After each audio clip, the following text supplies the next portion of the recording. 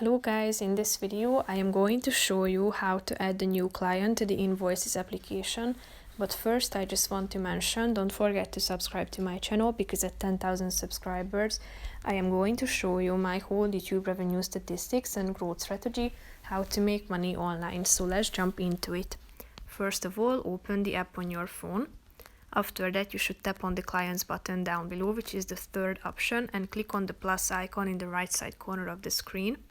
Then you should type in your client's name, set the email address of your client, so type it in.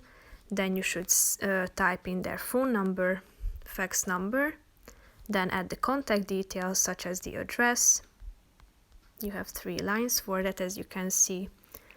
And you have the chance to import a client from your contacts if you tap on this button down below. If you are done, just simply tap on this button in the upper left corner of the screen and everything will be changed automatically or set automatically. So here you will be able to find your contact.